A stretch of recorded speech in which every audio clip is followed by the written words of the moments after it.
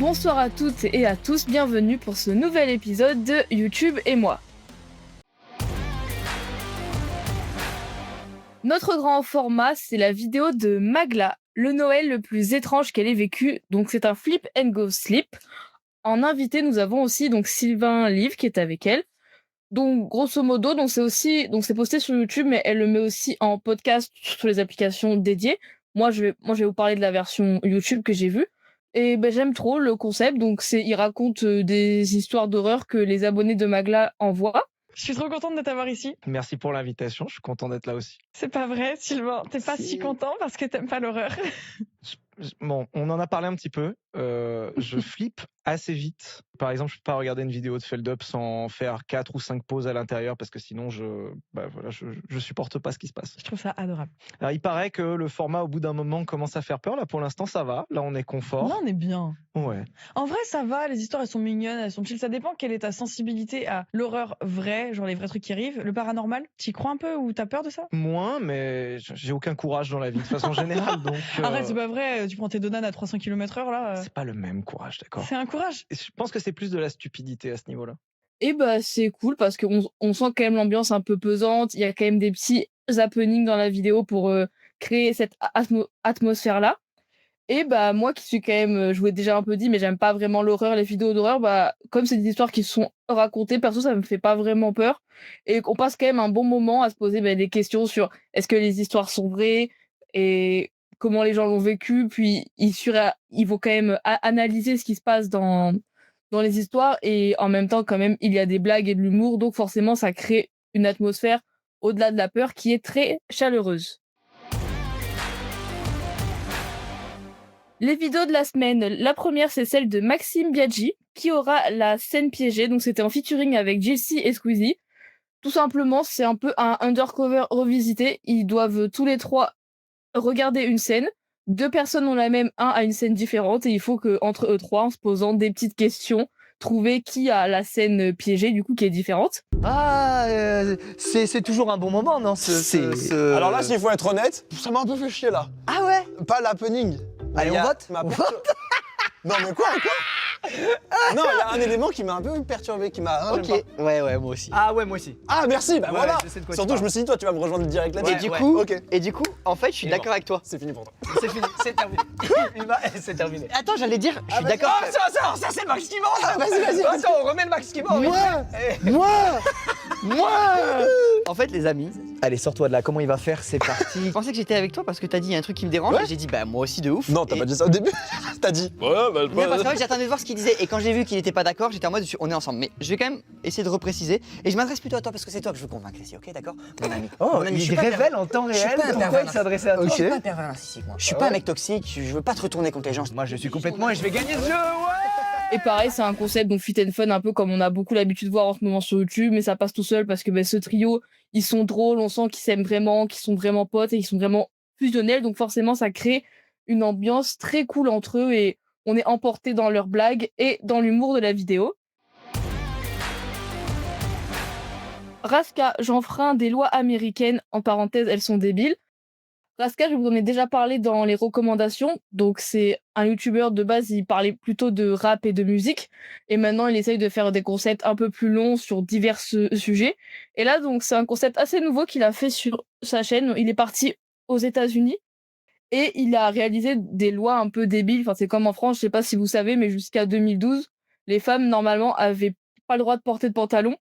Et c'est un peu donc des lois absurdes comme ça qui reprend aux États-Unis, comme l'interdiction de pêcher en pyjama. Donc voilà, ça montre un peu l'absurdité des lois. Ils jouent sur ça pour montrer que dans tous les cas, évidemment, les lois n'ont pas de sens et que la police ne fait rien contre ça. Et je trouve que du coup, c'est intéressant parce qu'aussi, il fait des petites anecdotes sur les États-Unis et les personnes importantes de leur histoire. Donc franchement, foncez la voir. Ensuite, je vous parlerai de la vidéo de Joyka On goûte 29 fruits étranges qui était en featuring avec Amixem et Thomas Dozer. Et donc, c'est le grand retour de la collaboration entre Joyka et Amixem. Si vous savez pas, ils appartenaient au même collectif qui s'appelait la Redbox il y a quelques années. Et c'est un des premiers gros collectifs de groupes de youtubeurs qui se rejoignaient qui a existé. Sauf que pour diverses raisons, le collectif n'existe plus. Et depuis ce temps, on n'avait plus revu un duo Joyka et Amixem que là, on a revu aujourd'hui. Et ça fait du bien de les revoir ensemble parce qu'il y avait vraiment une certaine alchimie avec eux dans les anciennes vidéos. Et là, de pouvoir les revoir avec en plus Thomas et le meilleur pote de Joyka, Mathieu, bah, ça crée une ambiance bah, assez nostalgique et j'étais heureuse de revoir ce duo se reformer le temps de quelques vidéos. Grim Cujo, ce sera la dernière vidéo du jour. Il a fait la vidéo Qui sera le plus bête. On passe un test de QI. Donc pareil avec plusieurs potes à lui, comme par exemple Théorus et Elian, ils ont tous fait un premier vrai test de QI. Salut YouTube, aujourd'hui on va faire un test de QI. Les gars, faut y mettre du sien là. Attends, pourquoi tu cries comme MrBeast déjà là? C'est pour appeler le spectateur, gros. Salut YouTube, aujourd'hui on va faire un test de QI. Avec tous ces imbéciles. Là, faut applaudir là, encore. Ils sont bêtes, ils bavent, c'est pas les plus malins, mais on va faire un test de QI. Vous êtes prêts les gars? Vous êtes contents d'être là? Ouais. Ok, bah venez, on se lève, on va faire un classement maintenant pour voir qui est le plus bête et le plus intelligent. Mais comme pour des questions de confidentialité, t'as pas le droit de diffuser des vrais tests de QI sur internet, ils ont refait une forme de faux test, mais qui reprend un peu des vrais exercices. Et ils sont tous passés un par un à se tester avec un psychologue qui a joué le jeu pour leur faire passer ces faux tests. Et on a pu voir à quoi ça ressemble plus ou moins un test de QI. Les voir quand même, c'est une vidéo qui est quand même à but drôle, mais aussi à but informatif pour montrer un peu que le QI, ça va certes se juger l'intelligence, mais on n'est pas là non plus. Enfin, c'est pas non plus un marqueur social hyper important. C'était une façon de parler du QI, mais de façon quand même détendue et avec humour. La recommandation du jour, ce serait Sushi Nihilis. J'espère que j'ai bien prononcé son nom de youtubeur. Alors il est un peu partout, il est sur TikTok, YouTube et aussi il fait du stream. Là de quoi je voulais parler, c'est plutôt quand même du coup son côté YouTube. Et il débunk un peu toutes les fausses vidéos et les intox, enfin tout ce qu'on voit un peu de bizarre sur internet. Il a en fait avec un contenu très éducatif pour nous expliquer non c'est faux, comment repérer les vidéos fake, et je trouve ça trop intéressant et vraiment il fait un très bon travail, donc je vous conseille vivement d'aller le suivre. Mastu déprime, on finira avec cette musique pour la fin de cette émission. Merci de m'avoir écouté et n'hésitez pas à nous suivre sur les réseaux sociaux. On est sur Instagram, Radioverse of the Multiverse et la nuit du dimanche, et aussi plus récemment on s'est mis sur TikTok avec le même nom, Radioverse of Multiverse. Je vous souhaite une bonne journée.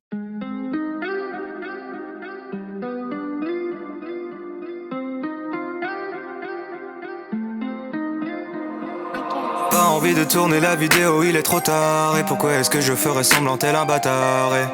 C'est ça la question. Hormis l'argent, est-ce que j'ai vraiment d'autres raisons? J'avoue que je me sens bloqué sur les terres en juin, j'ai du mal à respirer. Le lieu ne compte même pas, j'ai l'impression que peu importe où je suis pas là. On appelle ça la déprime, j'ai tous les symptômes et ce depuis tout petit. Moi j'appelle ça vie d'adulte, ça fait des années que ça m'intoxique. Pas facile de se faire des potes quand t'es connu, t'es coincé. T'as le melon quand tu dis que t'es fier d'avoir un peu percé. Toujours dans le doute quand tu rencontres un gars cool. Est-il autant parce qu'il veut s'en mettre plein les fouilles? Les yeux collés sur mon téléphone et toute la journée je peux pas m'en passer. Les stats ont baissé, mon ego est brisé. J'ai mal au ventre, ça veut plus s'arrêter.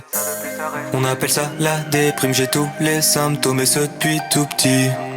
Moi j'appelle ça vie d'adulte, ça fait des années que ça m'intoxique. Pourquoi devrais-je continuer tout ça? C'est tout nouveau, pas d'exemple devant moi. Je pense que tout le monde a sa place ici bas. Et pourquoi la mienne, mais si inconfortable? Pas envie de faire des feats avec des gens aussi cons, prêts à tout pour enflouer les caisses qui paient leur maison. C'est ça la raison, celle qui les pousse à te baiser à la perfection. Je fais un métier de rêve, c'est vrai, mais je n'en ressens pas les bienfaits. À part la thune, ah oui c'est vrai, mais je suis solo pour la dépenser. On appelle ça la déprime, j'ai tous les symptômes et ce depuis tout petit. Moi j'appelle ça vie d'adulte, ça fait des années que ça m'intoxique. Encore au début de l'aventure et pourtant il s'en est écoulé du temps. J'ai commencé dans ma voiture et j'étais vraiment doté d'un détachement. Normal quand tu quittes où tu n'attends qu'une chose, c'est des vues. Une fois que tu les as, tu te rends compte que t'étais ridicule. Tout ça m'affaiblit, 3 ans dans le milieu et je finis en thérapie. Aucune honte à avoir, je fais pas ça pour la fame ou la gloire. Je veux juste que les gens se rendent compte quand t'as quiconque. C'est marrant 2 secondes sauf quand c'est toi. On appelle ça la déprime, j'ai tous les symptômes et ce depuis tout petit. Moi j'appelle ça vie d'adulte, ça fait des années que ça m'intoxique. On appelle ça la déprime, j'ai tous les symptômes et ce depuis tout petit. Moi j'appelle ça vie d'adulte, ça fait des années que ça m'intoxique. T'es surpris, tu pensais me connaître. T'es trop naïf, c'est juste internet. Ton influenceur préféré n'est sûrement pas celui qu'il prétend être. Véhiculer de beaux messages, défendre des causes sur les réseaux, faire attention à son image. Tout est mignon et tout est beau. On a le parfait étalage du youtubeur qui flatte son ego.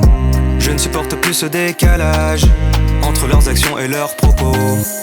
On appelle ça la déprime, j'ai tous les symptômes et ce depuis tout petit. Moi j'appelle ça vie d'adulte, ça fait des années que ça m'intoxique. On appelle ça la déprime, j'ai tous les symptômes et ce depuis tout petit.